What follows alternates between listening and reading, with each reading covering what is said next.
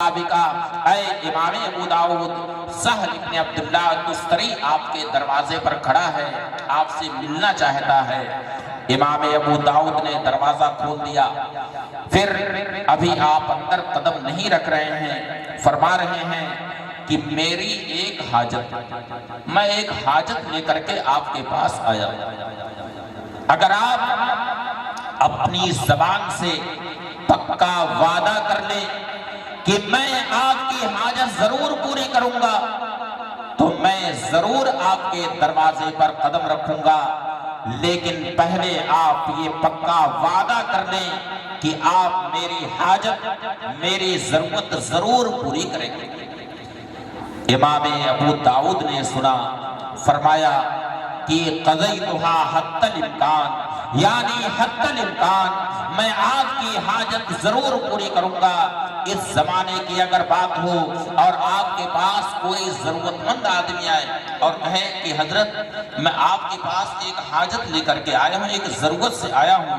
اگر آپ میری ضرورت پوری کر دیں تو میں ضرورت اپنی بیان کروں، تو ہم سوچیں گے کہ پتہ نہیں کیا یہ مانگے،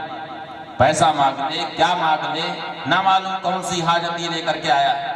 بس وہ پیش میں پڑ جائیں گے کہ ہاں کہیں یا نہیں۔ لیکن امام ابو داؤد نے فوراً فرمایا قضیتھا حتی الامکان، یعنی میں حتی الامکان آپ کی حاجت ضرور پوری کروں گا۔ میرے بھائی ذرا اپنے ایمان کو تازہ کرو۔ حضرت سہل ابن عبداللہ یہ سننے کے بعد ان کے دروازے پر قدم رکھتے ہیں اور اپنی جو حاجت ان کے سامنے رکھتے ہیں۔ امام ابو داؤد سے حضرت سہل ابن عبداللہ تستری فرماتے ہیں کہ امام ابو داؤد میری حاجت یہ ہے، عرض کیا اخرج لی لسانکا الذی تحدث به عن رسول اللہ صلی اللہ علیہ وسلم حتی اقبلہ۔ اے امام ابو داؤد، میں یہ دیکھتا ہوں کہ صبح سے لے کر کے شام تک آپ نبی کریم صلی اللہ علیہ وسلم کی حدیثوں کا درس دیتے ہیں، صبح سے لے کر کے شام تک آپ کی زبان پر بس حدثنا فلان اخبرنا فلان، آپ کی زبان پر صبح سے لے کر کے شام تک بس یہی رہتا ہے کہ قال رسول اللہ صلی اللہ علیہ وسلم، بس یہی کلمات طیبات آپ کی زبان پر رہتے ہیں۔ میں دیکھتا ہوں کہ آپ کی زبان اتنی پاکیزہ ہے کہ اپنی زبان سے آپ نہ کسی کو گالی دیتے ہیں، نہ کسی کو برا بھلا کہتے ہیں، بلکہ یا تو قرآن پاک کی آیت کریمہ پڑھتے ہیں یا حدیث شریف کا درس دیتے ہیں۔ اے امام ابو داؤد، آپ اپنی جس زبان سے نبی کریم صلی اللہ علیہ وسلم کی حدیث شریف کا درس دیتے ہیں، اس زبان کو اپنے منہ سے باہر نکال دیجئے، میں اس زبان کو چومنا چاہتا ہوں، بس میں اسی لیے آیا ہوں، باقی میرا کوئی مقصد نہیں ہے۔ امام ابو داؤد نے فوراً اپنی زبان اپنے منہ سے باہر نکالی اور اس کے بعد حضرت سہل ابن عبداللہ تستری نے ان کی زبان کا بوسہ لیا اور بوسہ لے کر کے پھر خوشی خوشی آپ واپس تشریف لے گئے۔ یہ انہی کی مرتب کی ہوئی کتاب ہے، احادیث کا مجموعہ ہے، سنن ابی داؤد شریف، یہ اسی کتاب کی حدیث شریف ہے۔ حضرت کثیر ابن قیس رضی اللہ تعالیٰ عنہ فرماتے ہیں کہ میں دمشق کی جامع مسجد میں حضرت ابو درداء رضی اللہ تعالیٰ عنہ کے پاس بیٹھا تھا، اتنے میں ایک شخص مدینہ الرسول سے آتا ہے اور آنے کے بعد وہ عرض کرتا ہے یا ابا الدرداء انی جئتک من مدینہ الرسول صلی اللہ علیہ وسلم لحدیث بلغنی انک تحدثه عن رسول اللہ صلی اللہ علیہ وسلم۔ اے ابو درداء، میں شہر نبی سے آپ کی بارگاہ میں آیا ہوں اور صرف ایک حدیث کے لیے آیا ہوں جس کے بارے میں مجھے یہ خبر ملی ہے کہ آپ بلا واسطہ نبی کریم صلی اللہ علیہ وسلم سے روایت کر کے اس حدیث کو بیان فرماتے ہیں۔ آپ کے اور نبی کریم صلی اللہ علیہ وسلم کے درمیان کوئی راوی نہیں ہے، بلکہ آپ نے خود اپنے کانوں سے اس حدیث شریف کو سنا ہے۔ میں اسی حدیث شریف کو آپ سے سننے کے لیے اتنا لمبا سفر طے کر کے آپ کی بارگاہ میں آیا ہوں۔ حضرت ابو درداء رضی اللہ تعالیٰ عنہ نے فوراً اس حدیث شریف کو بیان فرمایا، ارشاد فرمایا کہ میں نے نبی کریم صلی اللہ علیہ وسلم سے سنا، ارشاد فرمایا من سلکا طریقا یطلب فیہ علما سلک اللہ بہ طریقا من طرق الجنہ، یعنی جس نے علم حاصل کرنے کے لیے کوئی راستہ طے کیا، کوئی راستہ چلا، تو اللہ تعالیٰ اسے جنت کا راستہ چلائے گا۔ اللہ تعالیٰ اسے جنت کا راستہ چلائے گا، یعنی جس نے علم دین حاصل کرنے کے لیے کوئی راستہ طے کیا،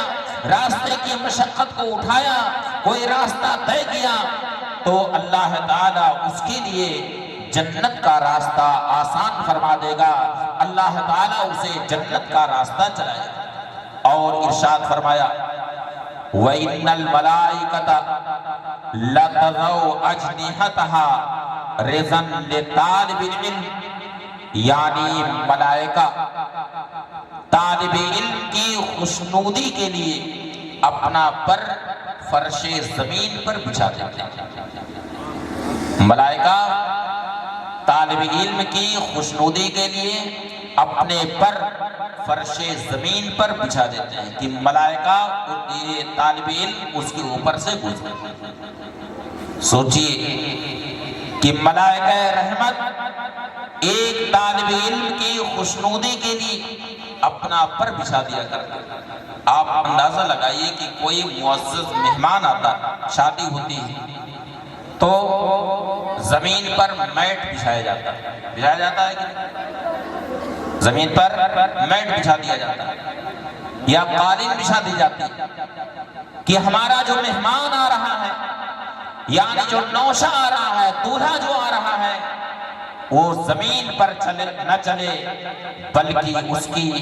عزت افزائی کے لیے اس کے لیے میٹ بچھا دیا جاتا ہے، قالین بچھا دی جاتی ہیں۔ تو یہاں طالب علم کی خوشنودی کے لیے ملائکہ رحمت اپنے پر زمین پر بچھا دیا کرتا ہے۔ حضرت مولا علی قاری رحمۃ اللہ تعالی علیہ نے اس حدیث شریف کے تحت فرمایا کہ لوگوں اس پر ایمان و عقیدہ رکھو کہ طالب علم کی راہ میں ملائکہ اپنے پر ضرور بچھاتے ہیں، چاہے تمہیں یہ کیفیت نظر آئے یا نہ نظر آئے، لیکن تم اس پر ایمان و عقیدہ ضرور رکھنا۔ پھر اس کے بعد حضرت مولا علی قاری رحمۃ اللہ تعالی علیہ فرماتے ہیں کہ جن لوگوں نے اس پر ایمان و عقیدہ نہیں رکھا بلکہ کسی طرح سے اس کو ہلکے میں لیا، فوراً انہیں کوئی بیماری لاحق ہو گئی۔ چنانچہ یحییٰ ساجی ایک مشہور محدث ہیں، وہ فرماتے ہیں کہ ہم اپنے شیخ کے پاس سے حدیثیں سن کے آ رہے تھے، اتنے میں کسی معتزلی نے ہمارا مذاق اڑایا، اور مذاق اڑاتے ہوئے اس نے کہا کہ ذرا آہستہ آہستہ قدم رکھنا، کہیں ملائکہ کے پر کہیں ٹوٹ نہ جائے۔ اس نے مذاق اڑایا۔ حضرت مولا علی قاری رحمۃ اللہ تعالی علیہ فرماتے ہیں کہ جیسے ہی اس معتزلی نے مذاق اڑایا، فوراً ہی اس کا پاؤں شل ہو گیا اور ایک قدم بھی وہ معتزلی آگے نہ بڑھ سکا۔ اس لیے جو حدیث رسول سنو اس کا احترام کرو، اس پر ایمان و عقیدہ رکھو، اسی میں تمہارے لیے خیر ہے، اسی میں بھلائی ہے۔ تو حدیث شریف میں ارشاد ہوا کہ ان الملائکۃ لتضع اجنحتها رضا لطالب علم، یعنی ملائکہ طالب علم کی خوشنودی کے لیے اپنے پر بچھا دیا کرتے ہیں۔ اور ارشاد فرمایا وَإِنَّ الْعَالِمَ يَسْتَغْفِرُ لَهُ مَنْ فِي السَّمَاوَاتِ وَمَنْ فِي الْأَرْضِ وَالْحِيتَانُ فِي جَوْفِ الْمَاءِ، یعنی عالم کے لیے آسمان و زمین کی ساری چیزیں مغفرت کی دعا کرتی ہیں، یہاں تک کہ مچھلیاں سمندر کی گہرائیوں میں عالم کی مغفرت کے لیے دعا کرتی ہیں۔ اور ارشاد فرمایا وَإِنَّا فَضْلَ الْعَالِمِ الْعَابِدِ كَفَضْلِ الْقَمْرِ لَيْلَةَ الْبَدْرِ، یعنی عالم کی فضیلت عابد کے اوپر ایسے ہی ہے جیسے کہ 14ویں رات میں بدر کامل کی فضیلت دیگر ستاروں پر ہے، اور ارشاد فرمایا وَإِنَّ الْعُلَمَاءَ وَرَثَةُ الْأَنْبِيَاءِ، یعنی علماء انبیاء کے وارث ہوا کرتے ہیں۔ وَإِنَّ الْأَنْبِيَاءَ لَمْ يُوَرِّثُوا دِينَارًا وَلَا دِرْهَمًا إِنَّمَا وَرَّثُوا الْعِلْمَ فَمَنْ أَخَذَهُ أَخَذَ بِحَظٍّ وَافِرٍ، یعنی انبیاء کرام درہم و دینار کا وارث نہیں بناتے ہیں بلکہ وہ علم کا وارث بناتے ہیں۔ جو جس نے علم سیکھا، علم دین کو حاصل کیا، اس نے ایک وافر حصہ اپنے سینے میں جمع کر لیا۔ اس لیے میرے بھائی،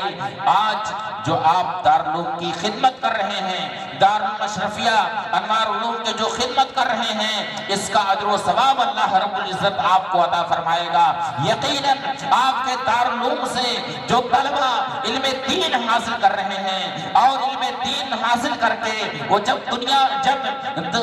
جہارداغ عالم میں علم دین کو عام کریں گے اور علم دین کی خدمت کریں گے تو یہ آپ کے لیے صدقہ جاریہ ثابت ہوگا۔ اس لیے آپ لوگ لائق مبارکباد ہیں جو دارالعلوم کی تعمیر و ترقی میں بھرپور حصہ لیتے ہیں، دارالعلوم کی خدمت کرتے ہیں، علم دین کو عام کرتے ہیں، اس کے لیے اسباب، اس کے لیے انتظام کر رہے ہیں۔ اللہ تعالیٰ آپ لوگوں کو جزائے خیر عطا فرمائے۔ اور میں انہی جملوں پر اپنی گفتگو مکمل کرتا ہوں۔ میں نے جو عرض کیا، جو بیان کیا، اس میں جو حق و ثواب ہے وہ میرے رب اللہ رب العزت کی طرف سے ہے، اور بیان کرنے میں کوئی تعبیری، تشریحی یا کسی بھی قسم کی خطا ہوئی ہو وہ میری طرف سے ہے۔ میں اس سے توبہ استغفار کرتا ہوں۔ استغفر اللہ ربی من کل ذنب واتوب الیہ، وآخر دعوانا ان الحمد للہ رب العالمین۔ السلام علیکم ورحمۃ اللہ تعالی وبرکاتہ۔